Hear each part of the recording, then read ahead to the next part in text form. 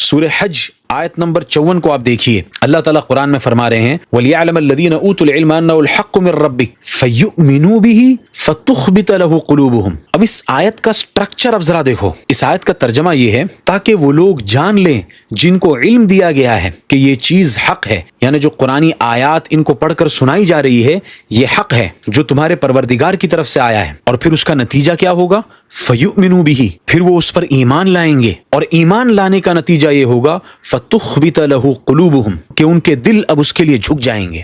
تھانوی فرماتے ہیں کہ اس پر عمل کرنے کے لیے ان کے دل جھک جائیں گے۔ اب اس آیت کا سٹرکچر دیکھو، پہلے اللہ تعالیٰ فرما رہے ہیں کہ جو لوگ علم والے ہوں گے وہ جانیں گے کہ یہ حق ہے، پھر علم کے بعد دوسرے نمبر پر اللہ تعالیٰ نے ذکر کیا فَيُؤْمِنُوا بِهِ، کہ پھر وہ لوگ اس پر ایمان لائیں گے، اور پھر تیسرے نمبر پر ہے فَتُخْبِتَ لَهُ قُلُوبُهُم، کہ ان کے دل عمل کرنے کے لیے تیار ہوں گے۔ گویا کہ کرونولوجی ہی اس طرح چلتی ہے کہ پہلے علم آیا، علم سے ایمان آیا، اور ایمان کی وجہ سے دل عمل کے لیے جھک گئے۔ پھر آپ صلی اللہ علیہ وسلم کی حدیث ہے العلماء ورثۃ الانبیاء، کہ علماء انبیاء کے وارث ہوتے ہیں۔ اگر کمال نبوت علم کے بدلے اگر عمل ہوتا تو آپ صلی اللہ علیہ وسلم اپنے وارثین علماء کو نہیں عابدین کو قرار دیتے کہ جو عبادت کرنے والے لوگ ہیں وہ انبیاء کے وارث ہیں، لیکن آپ صلی اللہ علیہ وسلم نے عابدین کو نہیں عالمین یعنی علماء کو انبیاء کا وارث قرار دیا۔ پھر ایک اور دلیل آپ دیکھیے کہ ہر نبی کو اپنے زمانے کے اعتبار سے معجزہ دیا، لیکن آپ صلی اللہ علیہ وسلم کو جو سب سے عظیم الشان معجزہ دیا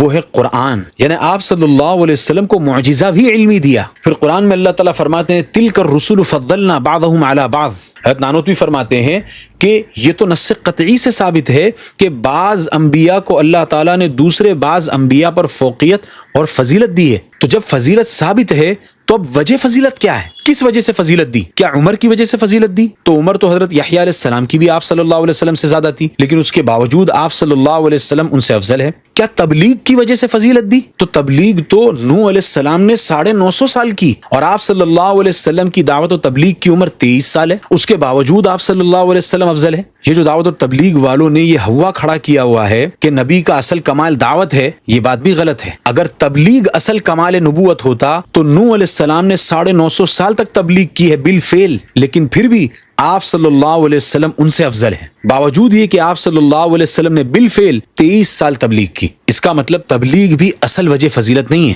تو لا محالہ یہ ماننا پڑے گا کہ اصل وجہ فضیلت یہ علم ہے۔